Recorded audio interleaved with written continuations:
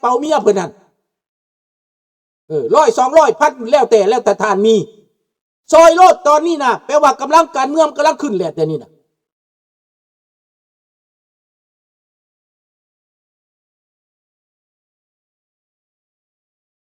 เห็นบ่ล่ะในอเมริกาสิปั้นงูสร้างใหญ่สามีบ่ได้บ่ในรัฐโนเวลปั้นหมู่ข้าพเจ้าปั้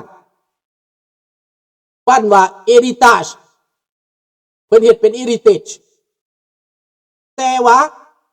เฮ็ดในนามส่วนบุคคลเฮ็ดในนามส่วนบุคคลมันบ่ไป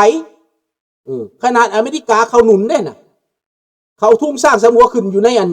ข้าพเจ้าไปอยู่ในมาซาชูเซตส์โลเวลนี่น่ะข้าพเจ้าเคยไปเด้แต่ว่าเป็นหยังอยู่หันมันไปบ่ได้เพราะว่าลาวแดงมาคุ้มอยู่หันเด้มันไปบ่ได้เด้แล้วก็ความคิดก็มันก็บ่เปิดกว้างมันก็เลยยากอันนี้เรื่องนี้เดี๋ยวโมเมนต์ของบุคคลไหนคันเอาเฮ็ดแบบบุคคลนี่บ่ได้ไปบ่ได้ต้องเฮ็ดกว้างกว่านั้นเด้อก็ดีใจนำพวกโลเวลที่จริงแล้วเพิ่นก็มีสตาตุ้ยคือกันแต่ว่าบ่มีไผมาสลองนำได้สร้างเสร็จแล้วได้อยู่หั่นก็ได้ดินหลายกว้างได้ไปเฮ็ดแต่ว่าบ่เข้าใจว่าเป็นหยังมันเงียบไปแม่นแล้วโมโนแกรมก็ได้ดังนั้นง่ายใส่โมโนแกรมนั่นส่งไปโลดมีแต่โทรไปเอาน้ำเบอร์เพิ่นว่าขน้อยส่งเงินมาทางนี้เด้อไปเอาโลดเริ่มต้นจากนี้ก่อนหลังจากนั้นเฮาได้แอคเคาท์มันจังรีเฟอร์ง่ายบีบตอดไปโลด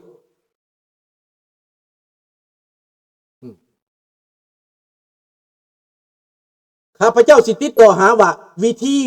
ให้คนสวยนี่แบบใดข้าพเจ้าสิเป็นปากกระบอกเสียงตัวนี้เป็นเมเดียตัวนี้ซอยพระองค์ซอยให้เดินบ้านเมืองนี่นะเพราะว่าเพิ่นออกมาแล้วดิแต่กี้เฮาห้องเฮาพิษกันเฮาเตียงเฮาห้องเฮาวุ่นวายอยากให้เพิ่นออกมาบัดเพิ่นออกมาแล้วนะไปประกาศร้องเพลงชาติไปเอาทุ่งสร้างสาบัวขึ้นแล้วไปเปิดการสร้างสาบัวขึ้นในออสเตรเลียแล้วเจ้าสิพากันเสืออยู่บ่ล่ะ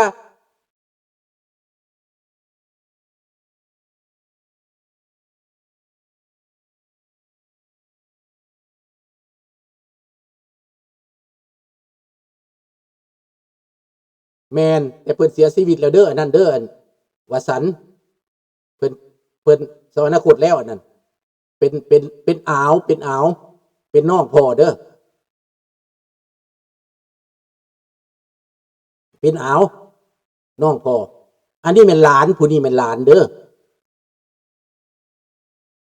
ดังนั้นพี่น้ององค์ดูอาเฟร์ลากวกแมนเบิดทุกคนพี่น้องพลังอันนี้เป็นพลังอันมหาศาลพลังเศรษฐกิจนี่นะจะเฮ็ดหยังกับเรื่องเศรษฐกิจก่อนเอาเรื่องเศรษฐกิจก่อนจะเว้าการบ้านการเมืองจะรวมชาติจะแก้ไขปัญหาชาติก็เป็นมีเงินก่อนจะได้การช่วยเหลือจากมหาอำนาจข้าพเจ้านี่พาไปได้สำหรับรัฐบาลแคนาดาข้าพเจ้าเคยพาไปแล้วเรื่องเงินนี่แต่ว่าในตอนนั้นการประสานงานผิดพลาดเพราะว่าข้าพเจ้าพาไปคิดว่าเพิ่นเตรียมพร้อมไปแล้วมันเสียเที่ยวครั้งนี้ถ้าไปน่ะต้องมีโปรเจกต์ให้ละเอียดรัฐบาลแคนาดาเขาเงินบ่ยากพี่น้องบ่ยาก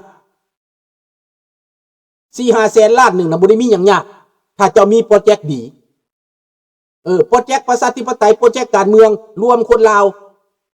ข้าพเจ้ารู้จักวิธีเด้ออันนี้เป็นวิธีสำคัญท่านบุญแปลว่าประสานงานกันเด้อท่านบุญเด้อประสานงานกันเป็นปากเป็นเสียงซอยกันคนอยู่เมืองฝรั่งเศสผู้ใดเป็นผู้ใหญ่ข้าพเจ้าสิโทรไปหาอยู่เริ่มได้แต่บัดนี้แต่ก่อนข้าพเจ้าบ่กล้าปากเพราะว่ามันยากก่อนเพิ่นสิเดินออกมานี่ก็บ่ได้ง่ายเด้เดี๋ยวนี้เพิ่นออกมาเองแล้วเฮาเว้าเฮาว่าเฮาห้องเฮาขอเฮานบเฮาไหวจนว่าเพิ่นออกมาแบบนี้แล้วน่ะเพิ่นก็เริ่มต้นออกมาแต่โดนเลยนะค่อยๆบัดพี่น้องมองอีกเด้อพี่น้องมองอยู่อเมริกาเบิดพี่น้องมองนั่นน่ะเอ้า ระหว่างคนม่วงกับคนลาวผู้ใดสิหลายผู้ใดสิแห้งกว่ากันซอยกันเด้อพี่น้องเด้อแข่งกันทำนี่แหละมันดีกว่านะเอาแบบนี้ข้าพเจ้าว่าข้างนี้น้ำบกหมดกินปลาน้ำมากปลากินหมดคนสัวสิได้หนีคนดีสิได้อยู่เด้อพี่น้องเด้อให้พี่น้องเข้าใจข้าพเจ้าเว้านี่นะให้เข้าใจง่ายๆคนอิหร่านเป็นยังเขาจังไปได้เจ้าปาลาวีองค์เดียวคนอิหร่านทั่วโลกอ้าวข้าพเจ้าเคยเล่านิทานหน่อยเด้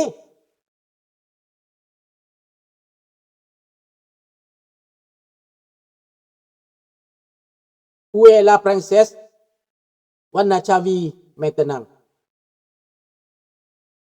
ก็เสียคือกันเด้อ princess ก็ได้เด้อ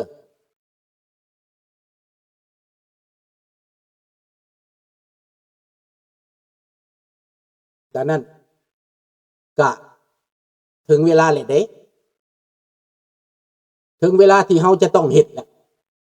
ถึงเวลาที่เฮาจะต้องออกเหือเทแหงถึงเวลาที่เฮาจะต้องใจกว้างให้ใจกว้างดำน้ำทะเลลึกเด้อพี่น้องเด้อเงิน$100บ่มีหยังล้านคนก็$100,000,000พี่น้องคิดเอาถ้าล้านคนลาวนี่นะผู้ละ100นะมัน$100,000,000ได้พี่น้องแล้วเงิน$100,000,000นี่นะเพิ่นไปใส่ก็ได้เพิ่นเฮ็ดหยังก็ได้มันมีน้ำหนักพี่น้องข้าพเจ้าบ่ได้ท่านขออนุญาตดอกแต่ข้าพเจ้าเว้าก่อนเพราะข้าพเจ้าฮู้ว่าความจำเป็นของเพิ่น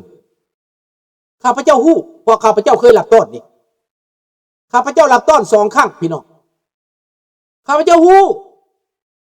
แต่ตอนนั้นข้าพเจ้าบ่ทันแข็งแรง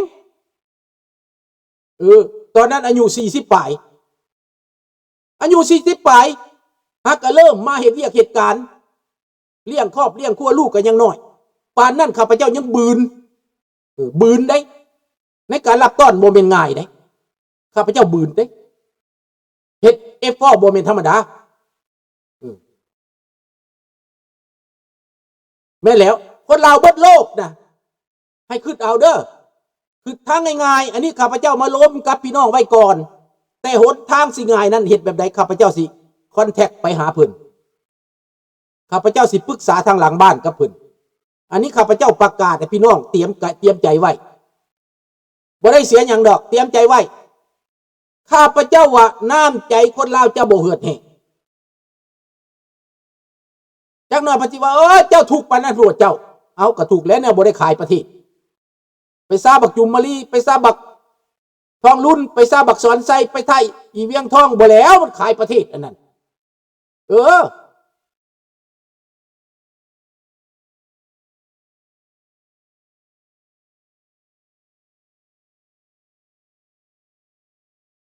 ขอบใจเด้อท่านเด้อนี่เด้อขอบใจพวกทานเฮ็ดเอาบุญอันนี้แหละบุญใหญ่แหละนี่นะบุญกฐินใหญ่แหละที่เฮาเว้านี่นะเฮาทานในครูบาเด้อทานเด้อขึ้นสวรรค์เด้อเฮาก็ทานมาหลายข้าพเจ้าหมดหลายได้เดี๋ยวนี้ข้าพเจ้าทานคนในบาดนี้ทานเพื่อคุณงามความดีได้บาดนี้นะทานให้พระหลายแล้วดิเจ้าหน่อยข้าพเจ้าก็สิบอกพระให้ทานคืนได้บาดนี้ให้เพิ่นทานคืนเด้ เห็นบ่ศาสนาคาทอลิ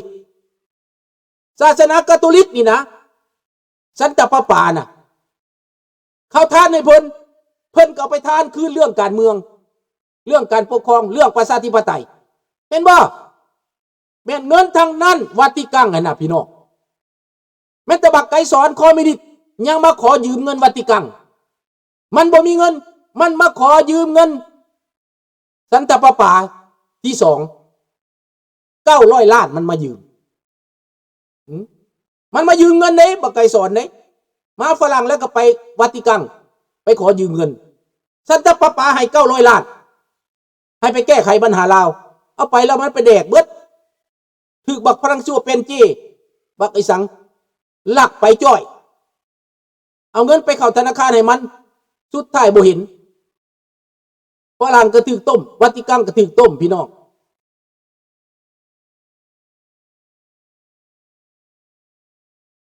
นั่นแหละปุระในที่สุดต้องเต้าโฮมกันแบบนี้แหละ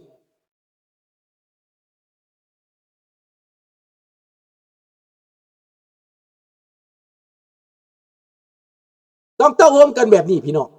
ข้าพเจ้าหากะกล้าเว้าเด้อเรื่องนี้เด้ออยากเว้าแต่ดนอยากเว้าแต่ดนแต่มันถึงเวลาอันเหมาะสมเลยต้องเว้ามันถึงเวลาเหมาะสมแล้วให้ไปเบิ่งเด้อความสง่างามเด้อพี่น้องเด้อพี่น้องออสเตรเลียเฮ็ดเป็นตัวอย่างพี่น้องลาวเฮ็ดแล้วสำเร็จแล้วในออสเตรเลียยังในอเมริกายังในแคนาดาเห็นบ่ล่ะดังนั้นตอนนี้เอาซอยเพิ่นไปก่อนปีนี้พุ่นละ100ครอบครัวละ100เห็นนะมีหลายปานใดแหละคันพุ่นละ20 ดอล5 คนก็100นะลองไปเบิ่งเอาไป100ก่อนเด้อมันจะสร้างบทบาทขึ้นมาอย่างมหาศาลจะให้เพิ่นมีเวลาขึ้นนำบ้านนำเมืองได้ให้เพิ่นมีเวลาตั้งสติได้ให้เพิ่นมีเวลาเคลื่อนไหวได้นะถ้าว่าเป็น good idea Bonnie Day และเป็นแนวคิดที่ดีพี่น้องก็สนับสนุนพี่น้องก็ตัดสินใจโลดติดต่อเข้าไปโลดคอนแทคเข้าไปหาเลขาเพิ่นตรงเลยเด้อบ่ต้องฝากผ่านผู้นั้นผู้นี้บ่แม่นฝากไปหาเลขาบ่แม่นฝากไปหาผู้นั้นผู้นี้ฝากให้เพิ่นโดยตรงโลดอันนี้นะ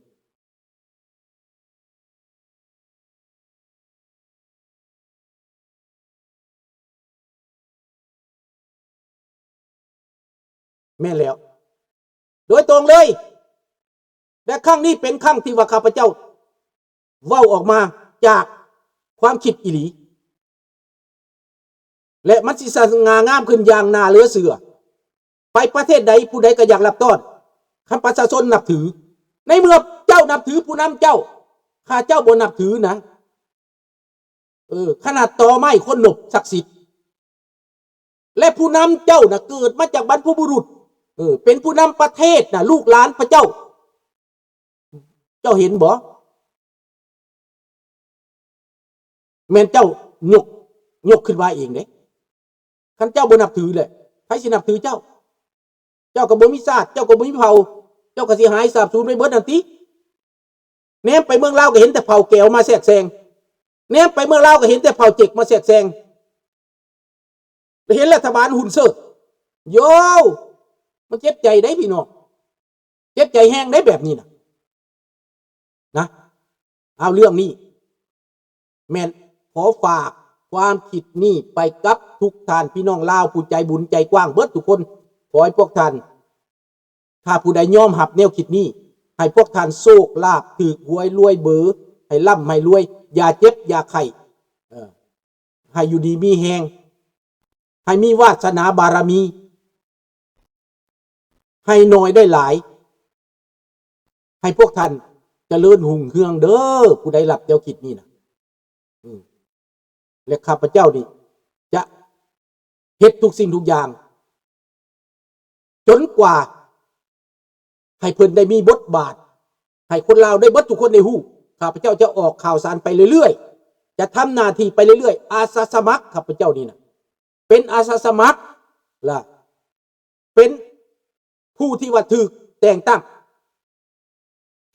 พวกท่านกสิว่าโอ้ยเจ้าเอาความใดมาเว้าปฏิว่าข้าพเจ้ามีสิทธิ์เด้อพี่น้องเด้อมีสิทธิ์ถูกแต่งตั้งแล้วข้าพเจ้าได้แจ้งไปหารัฐบาลแคนาดาแล้วนี้รัฐบาลแคนาดานะข้าพเจ้าแจ้งไปเลยเด้อ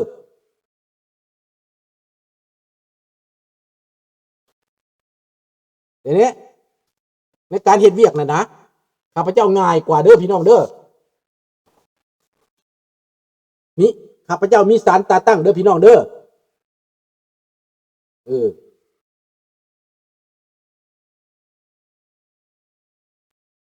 ดังนั้นพี่น้องโมเมนต์ข้าพเจ้าว่าไปโลโลเลเด้อ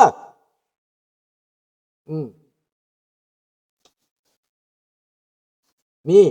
จดหมายข้าพเจ้าเฮ็ดถึงรัฐบาลแคนาดานะ